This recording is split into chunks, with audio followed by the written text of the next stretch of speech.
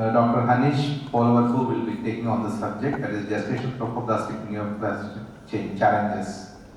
Dr. Haneesh she has completed MBBS in 2015, NRI Medical College, and MD General Medicine, NRI Medical College, Guntur, DM Medical Oncology, Sri Ramchandra Institute of Higher Education and Research, and she received MCO European certification in medical oncology after passing ESMO examination 2021 conducted at Chennai. I welcome you, madam, to this our gathering to deliver lecture on gestational trophoblastic neoplasia, the challenges. Thank you, sir, for the kind words. A very good afternoon to one and all. At the outset, I would like to thank the management of Omega Hospitals, Dr.s.umashanker Garu and Jibuji Guntur for giving me this opportunity today. Today is a very interesting topic, gestational trophoblastic neoplasia and challenges. In this outset, I would like to remember the words of my mentor, Professor Dr. Manikavasubam at Sri Ramchandra, Chennai, where I work. He used to say that oncology is a beautiful branch as well as a disciplined branch. Why oncology is a beautiful branch is that we get to interact with almost every branch of medical science, like be it pulmonology or obstetrics, gynecology or surgical gastroenterology, urology, whatever, general medicine, general surgeon, and any branch, orthopedics, because cancer affects every cell, can affect every cell, it can affect from head to toe. Any body part can develop cancer. So oncology is a beautiful branch. Another thing he used to say is oncology is a disciplined branch. Why? Because every cancer has got staging, guidelines, and everywhere stage 1 is stage 1, stage 4 is stage 4. Next, stage 1 guidelines are different from stage 4. How you manage stage 2, stage 3. Prognosis, the survival is different for every stage. It is a very disciplined branch. There is no two things, like you can't go and stage 1 is treated differently at one center and stage 1 is treated very another way in other center. So everywhere, wherever you go in the world, the treatment is the same. So for every stage. That's why oncology is a beautiful branch as well as a disciplined branch. Gestational trophoblastic neoplasia and challenges. We'll get the terminology clear.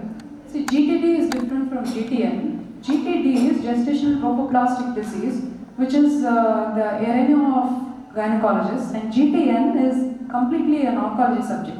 So gestational trophoblastic neoplasia means the difference being there is a potential for local invasion and metastasis in neoplasia, whereas GTD doesn't have the potential for metastasis. So that's the difference.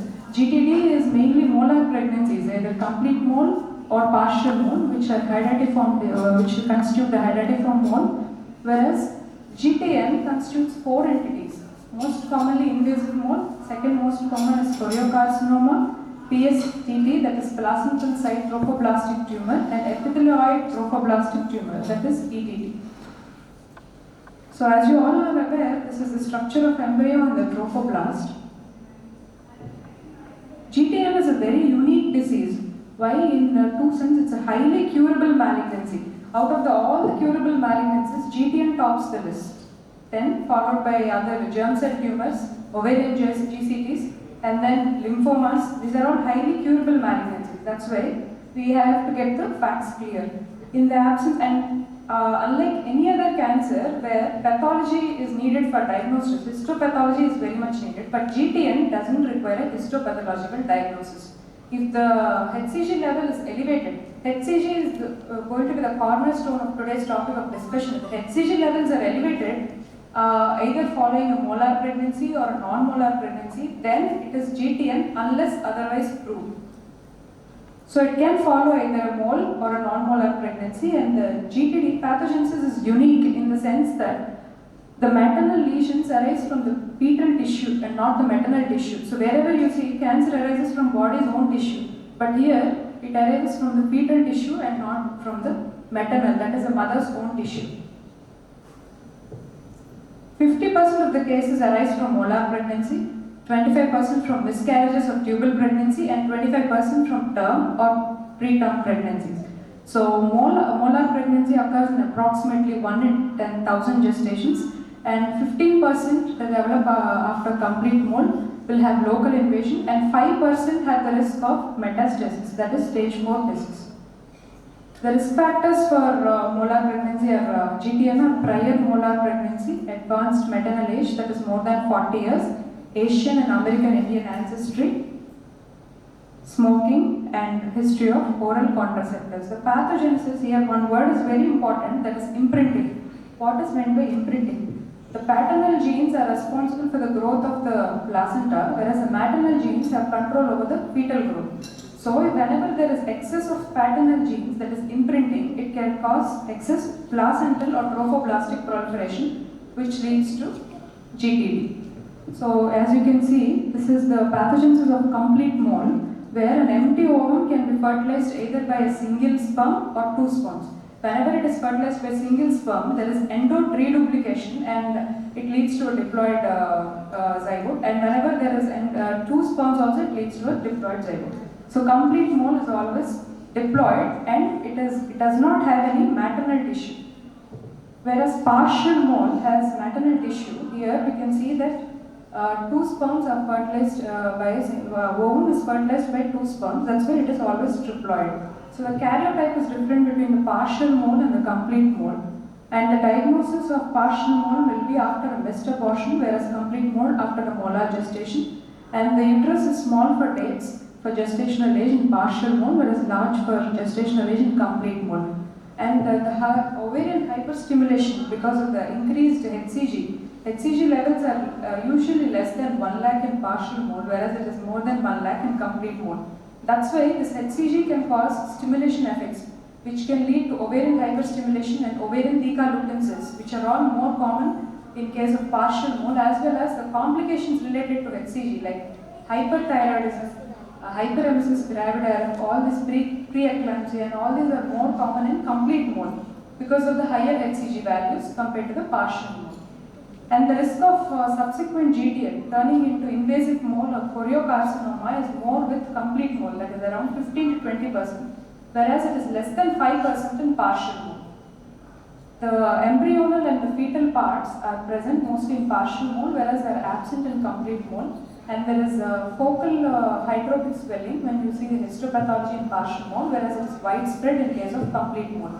And this P57 immunostaining, that is IHC, P57 is a marker of maternal tissue. So as you all know, this only the partial mole has got maternal tissue. That's why the P57 will be positive in partial mole, whereas in complete mole it is negative. Coming to the clinical presentation, it's also related to elevated HCG levels. HCG stimulation effects I have already mentioned: ovarian decalutensis, hyperthyroidism, hyperemesis, or preeclampsia. If the HCG is more than 1 lakh, we tend to see all this kind of stimulation effects. And most common presentation is vaginal bleeding. But after a non-molar pregnancy, the patient may come to you with AUB, that is abnormal vaginal bleeding, abnormal uterine bleeding, or amenorrhea. Pelvic pain or pressure may be because of the enlarged uterus or the ovarian decalutensis.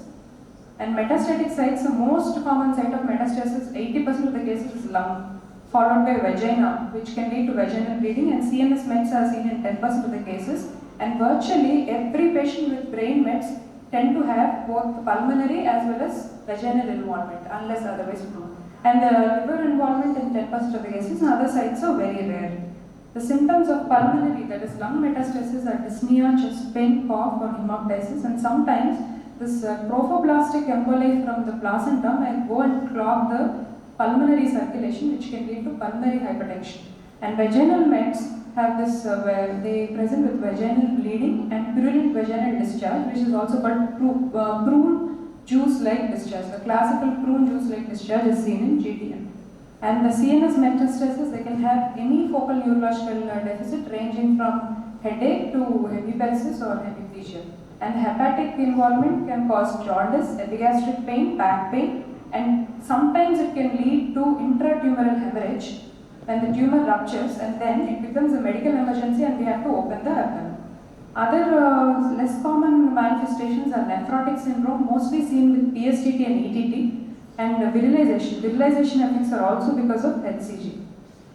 And physical examination, the vaginal lesions should never be biopsied as they tend to be extremely vascular, and if you biopsy, there will be torrential bleed. On bimanual examination, the uterus may be enlarged and there may be bilateral adnexal masses because of the ovarian cysts. Rarely, there may be virilization effects also, and you can see this male pattern of hair growth and deepening of the voice and clitoromegaly. Coming to the investigations, HCG is very important. HCG after a molar pregnancy, serially it should be followed up every week, and then if there is an elevation or plateauing or persistence, then it means that the patient has developed GDN. And if there is no prior history of molar pregnancy and the patient comes with you with elevated GDN, first you have to rule out normal pregnancy.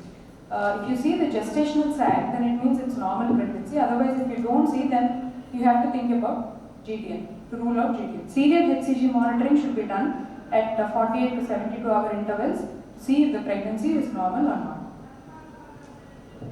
So we can see that HCG level varies from 100 to around 1 lakh, and HCG is a useful marker in the diagnosis as well as treatment response, monitoring the response, and post-treatment surveillance, that is in the follow-up also. You can see that in choriocarcinoma and invasive mole, the HCG level, they produce abundant HCG, whereas this PSTT and ETT, they are very rare entities. They develop from the extravillous trophoblast and they don't produce as much HCG as this invasive mole and choriocarcinoma. They are very resistant to treatment, chemotherapy, PSTT and ETT, and they should be treated with surgery wherever possible, like hysterectomy, or multi-agent chemotherapy should be used. This PSTT, that is placental site trophoblastic disease, may be characterized by elevated beta subunit of the HCG, and then we have to calculate this percentage. The beta subunit to the total HCG ratio, whenever it is more than 35, it has got 100% sensitivity and specificity for PSTT. As such, we don't monitor this beta HCG subunit and along with the total, we don't measure this ratio, but whenever there is a doubt, we have to ask for this total HCG and also beta subunit. Quiescent GDN, this is a very interesting entity where you can see very low levels of beta HCG, that is less than 200. They'll always, wherever you see, there will be less than 200, and persistently for around 3 months or so, you'll have low levels of beta HCG. So you have to think like what to do in this situation. So most commonly it occurs after a complete mole, and around 10% they should be followed up very closely, because in 10% of the cases they can go into invasive component, they can go into GDN. Thyroid function tests are usually done when the HCG value is more than 1 lakh, and then it can lead to hyperthyroidism, and LFTs are also done to look for any liver metastasis, and renal function tests, because rarely sometimes nephrotic syndrome can occur in GDN. And other tests like testosterone levels for virilization. In invasive mole, you see poorly defined anechoic areas in the ultrasound and invasion into the myometrium, whereas in choriocarcinoma, you can see that there are areas of necrosis and hemorrhage, and there is giving a heterogeneous appearance. So it is always hypervascular on the Doppler, and it may extend into the parametrium also. Baseline chest imaging is always chest X-ray, not CT, because according to the FIGO criteria, chest X-ray is going to go for, we are going to consider only chest X-ray for the staging, not CT chest. But there are certain indications for PET CT or CT chest.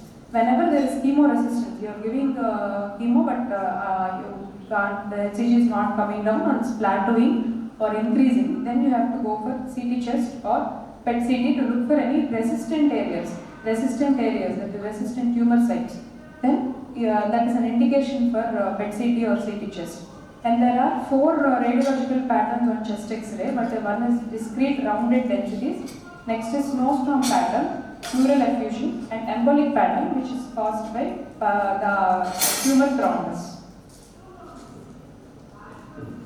And this is the baseline investigations which you are going to order. Apart from that, if there are no vaginal metastasis on examination and you get a normal chest X-ray and normal LFTs, so everything is ruled out, like you have potentially ruled out all the sites of metastasis, then no additional imaging is necessary, since in these conditions, the distant metastases are very unlikely. Even if there are distant micromets, whenever you give treatment, they are going to likely to come down. So there is no need for any additional investigation. But if you find any any sign of metastasis on the initial evaluation, then you have to further extend your investigations to include CT of the chest, CT of the abdomen, pelvis, and alternatively you can go for a PET CT also, or MRI or CT of the brain whenever you have some symptoms like headache and other things.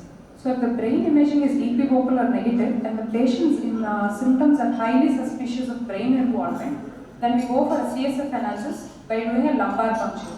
And then we measure the plasma to CSF HCG ratio. If it is more than 60:1, then it's suggestive of CNS involvement in GPL. What is the role of uterine curettage in diagnosis of GTN? So usually we don't go for uterine curettage for the sake of diagnosis alone, but it is reserved whenever the patient has bleeding, that is uncontrolled bleeding and an elevated HCG to determine whether diagnosis GTN, or whenever there are retained products of conception. These are the only two indications for uterine curettage, and other indications include clinical presentation that includes uterine enlargement or uterine disease on pelvic region. So diagnosis.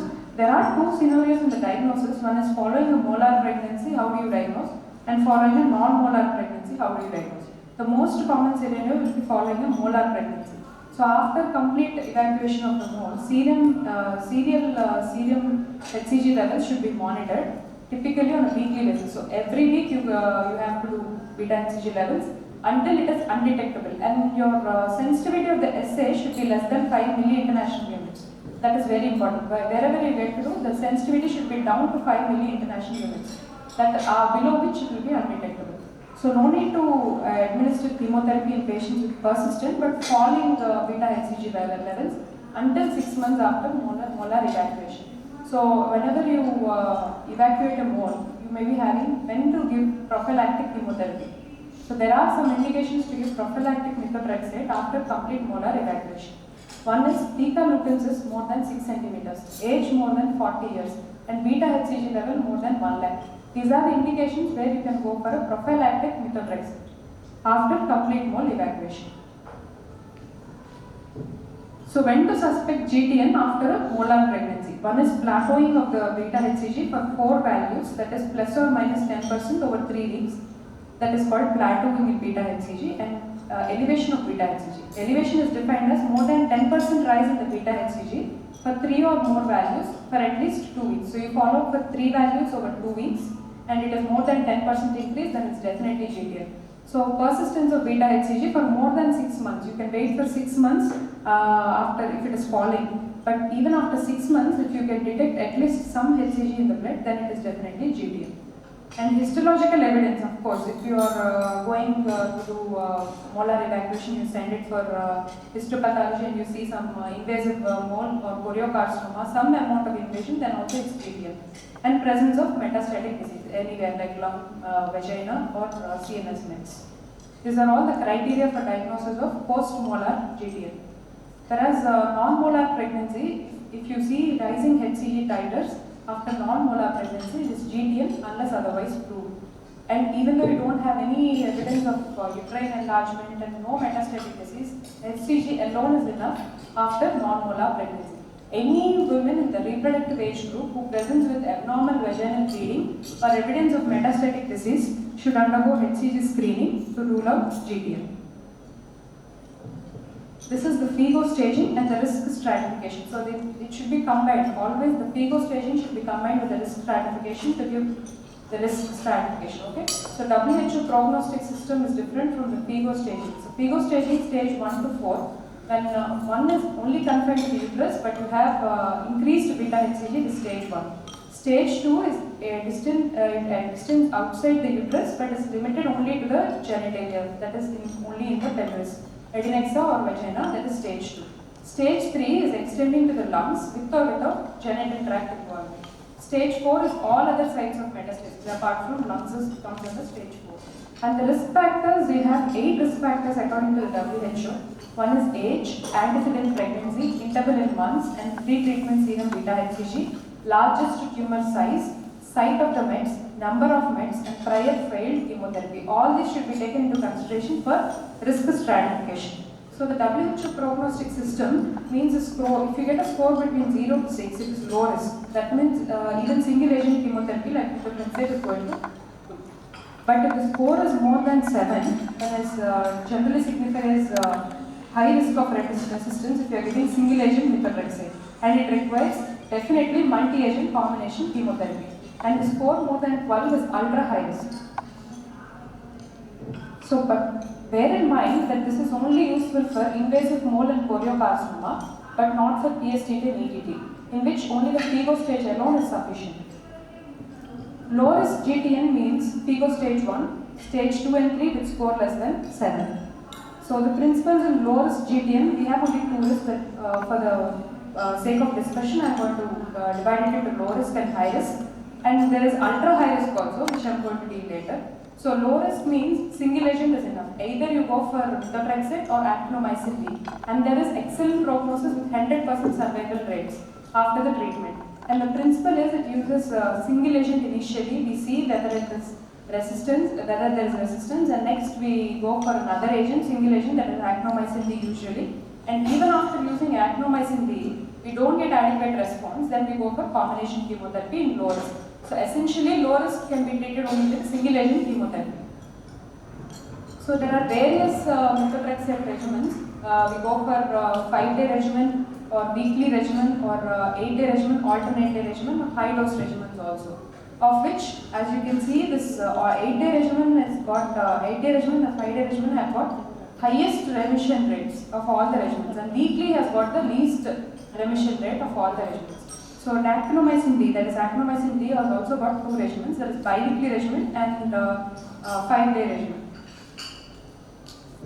Why methotrexate is preferred over any other? We got so many chemotherapy agents, but why is methotrexate preferred in low risk GTN? Because it is very cost effective, it is easily tolerated, convenient for the patient, can give on weekly basis also. But the side effects profile is also easily manageable, like minor nausea, vomiting, mucositis, conjunctivitis. Mild grade 3 and grade 4 neutropenia are very rare with methotrexate. But grade 1 and grade 2 need not be treated also. So dosing, as I already told, 8-day regimen is preferred, and the 5-day regimen also can be given. But 8-day regimen has got the highest remission rate of all the regimens. So is there an optimal regimen? No. There is no uniform consensus. But methotrexate delivered on a 5-day or 8-day regimen is more effective compared to the weekly regimen of the intermittent IV protocol. So coming to actinomycin D, why is actinomycin D in the later setting, later line? Because once you get resistance to methotrexate only, you are going for actinomycin D. Why is it so? Because it has got alopecia, unless methotrexate doesn't have any hair loss, and hyperemesis, and the risk of vomiting like any other chemotherapy is more with actinomycin D, and the risk of extravasation injury. Whenever this extravasation occurs, that's all. If we can't do anything with extravasation, we have to go for plastic surgery opinion for skin graft. That is a very deadly complication of actinomycin D.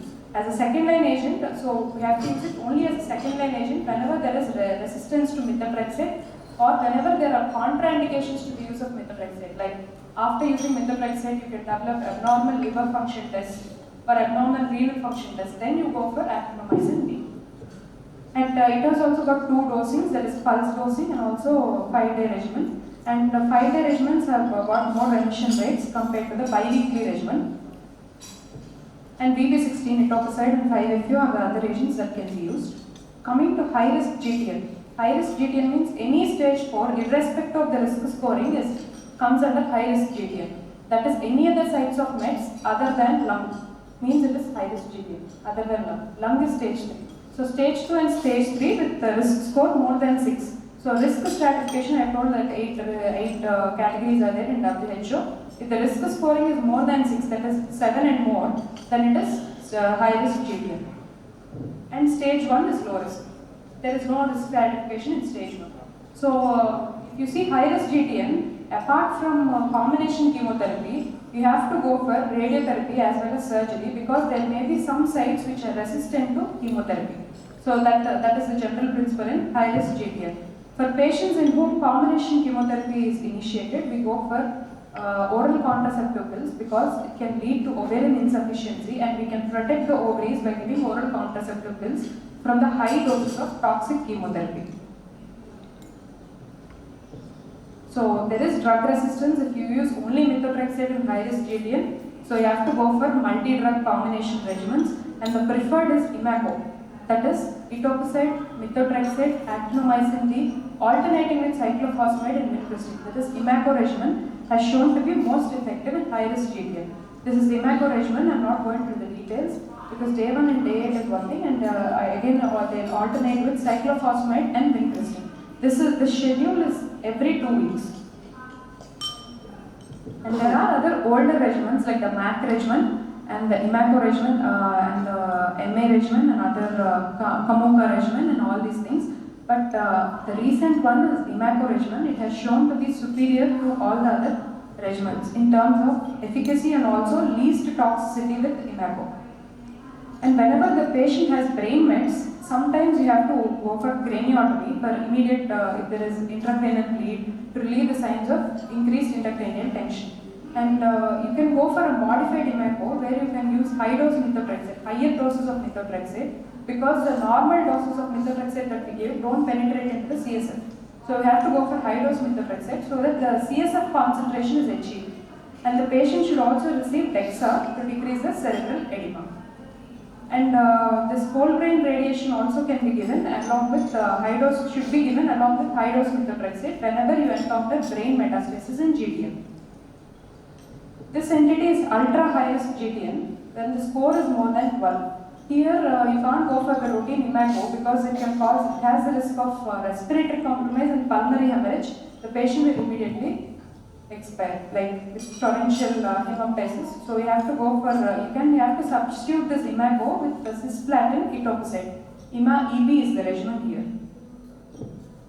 Surgery, almost 50% of the cases with high risk metastatic GTN may require surgery to achieve cure, because with chemotherapy there may be some sites of resistant focus, some tumor sites may be resistant to chemotherapy. Here definitely you have to go for surgery to eliminate the resistant focus. The surgery may include hysterectomy, pulmonary resection, uterine wedge resection, small bowel resection, and selective uterine artery embolization.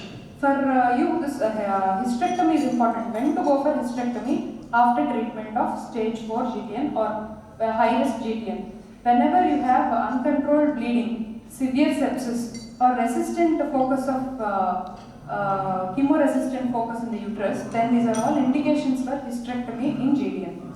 GTN as such, whenever you encounter any patient after completion of family, hysterectomy is the best option if the patient has got GTN. Consolidation. So you have given methotrexate, everything is over. So what happens next? You have achieved a complete remission. So how do you consolidate these patients? You have to give at least 3 doses of the last effective regimen. Whatever regimen you use for methotrexate also, you give at least 3 more courses of that for consolidation. Why should we consolidate this? To prevent disease relapse. That is the main agenda here. So monitoring. How do you monitor? Remission. What are these are some terminology which have to be known. Remission, persistence, or progressive disease. So when you call it complete remission, whenever there are 3 consecutive normal beta HCG, weekly beta HCG levels are normal, that is less than, normal meaning less than 5.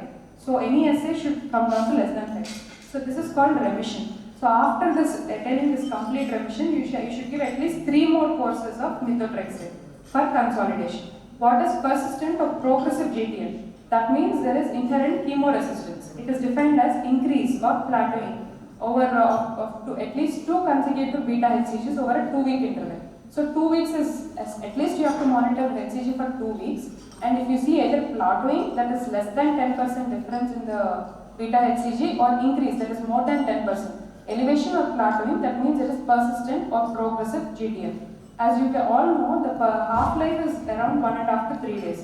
So you can wait for 1 log reduction. 1 log reduction for 18 days. If there is 1 log reduction for 18 days, then it is adequate response. So this is not progressive or persistent GTN. And you can continue the same chemotherapy if there is adequate response. It should be 1 log reduction. Post-treatment surveillance. So You have given the consolidation also is over. So how do you follow up this patient? In lowest GTN, at least for 1 year, you have to follow up the patient. That is monthly methotrexate, monthly HCG levels for at least 1 year in lowest GTN. In high risk, for 2 years, you have to follow up the patient with monthly HCG values. SA should be down to at least 5 milli international units, and 85% to 95% of the recurrences they develop in the first 1.5 years. That is the idea behind follow-up. So fertility and pregnancy. So contraception should be used in low risk GTN at least for 1 year.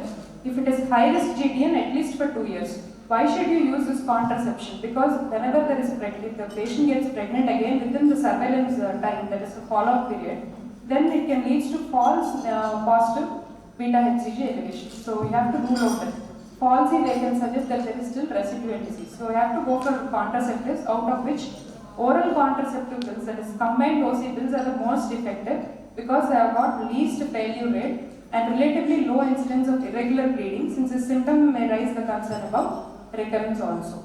And barrier methods have got less efficacy, as you all know, and IUDs should be avoided because of the risk of uterine perforation. Prognosis. Prognosis in low risk GTN is, as I already told, there's 100% chance of cure, but high risk GTN, stage 2 and 3, 95 to 100%, and stage 4, 60 to 70% of cure. And median time to the recurrence is almost 6 months, irrespective of the stage. What is meant by recurrent or resistant GTN? These are two different terms. Recurrent means after your treatment, after becoming, after the HCG is undetectable for at least 3 consecutive weeks, then again it starts to rise. That is called recurrent disease. And resistant disease, patient whose beta HCG is still elevated despite your treatment, then it is resistant disease. So whenever you develop either resistance or recurrence, you have to reevaluate. You have to go for restaging again. And the staging should include everything now. CT chest, CT abdomen, pelvic CT and brain MRI, or alternatively you can go for PET CT. For patients in whom diagnosis is questionable, so PET CT aids. Whenever you go for PET CT, whenever there is viable disease, uptake is more. If it is fibrotic nodules, there is no uptake. That means there is no active disease. PET has got that advantage in recurrent setting. And whenever there is recurrent disease, again you have to restage, and risk stratification is again different. Again here you have to go for low risk or high risk. If it is low risk and HCG is less than 300, single agent, either if you have already used methotrexate, you can go for actinomycin D. And if the HCG is more than 300, then you have to go for imaco. That is the combination protocol. And progression after second line single agent therapy. So we have given actinomycin D also.